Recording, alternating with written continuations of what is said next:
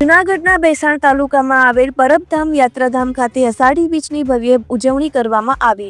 મહંત કરસનદાસજી બાપુના સાનિધ્યમાં ભક્તિભાવપૂર્વક ધ્વજારોહણ અને યજ્ઞની સાથે કાર્યક્રમો યોજાયા। હજારો ભાવિકોએ દર્શનનો લાભ લીધો અને વિશાળ પંગતમાં પ્રસાદ ભોજનની વ્યવસ્થા પણ ગોઠવવામાં આવી। મેળામાં રમૂજી રાઇડ્સ અને ધાર્મિક વાતાવરણ વચ્ચે ભાવિકોએ આનંદ માણ્યો। સુરક્ષાની દ્રષ્ટિએ વહીવટીતંત્ર દ્વારા કડક બંદોબસ્ત ગોઠવાયો હતો। જી સત્યદાસ અમરદાસ, હું આચાર્ય શ્રી પરબધામ પ્રવીણભાઈ જોશી।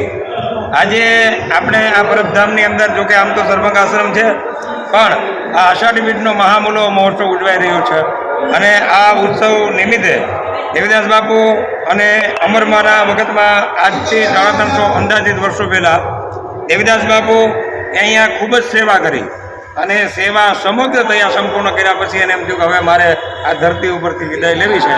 એટલે દેવીદાસ બાપુએ નિશ્ચિત કર્યું એ સમય એ કી તિથિ છે અષાઢ સુદ બીજ, ત્યારે એમણે નક્કી કર્યું કે હવે મારે મારું કાર્ય સંપન્ન કરીને જવું છે। એટલે અમરમાને બધાને બોલાવ્યા। એ સમયે ગિરનારમાંથી 9 નાથ 84 52 વીરા બધા જ આવેલા અને અષાઢી બીજના દિવસે દેવીદાસ બાપુએ આ પરબની ભૂમિ ઉપર સમાવાનું નિશ્ચિત કર્યું। 2 ભાગમાં જમીન વેચાણી અને દેવીદાસ બાપુ અંદર જીવતા સમાધિ લીધી છે અમરમાં।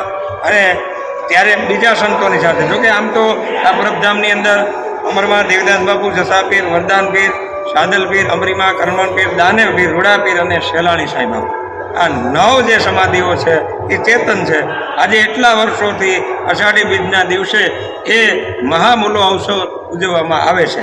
આમ તો એક વિરહની વેદના પણ છે, છતાં સાથે સાથે થોડો આનંદ પણ છે અને આનંદના માહોલમાં અહીંયા બાપુ દર વર્ષે અહીંયા સ્વયંભૂ મેળો, એમાં ભજન, ભોજન, સેવાનો ત્રિવેણી સંગમ રાખે છે।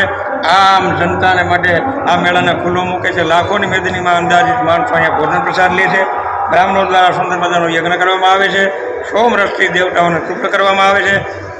આ પર્વની પરંપરાને વર્ષોથી આવી રીતે બાપુ, પૂજ્ય મહંત શ્રી કરસનદાસ બાપુ અને લઘુમંત શ્રી સનાતનદાસ બાપુ, અન્ય સંતો પરબના એ બધા જ આમાં સંલગ્ન થઈ અને આ મેળાને વધારેમાં વધારે દિવ્ય બને એવી ભાવના સાથે સમગ્રને આ મેળામાં સંતોષ આપે છે। અસ્તુ સદેવીદાસ।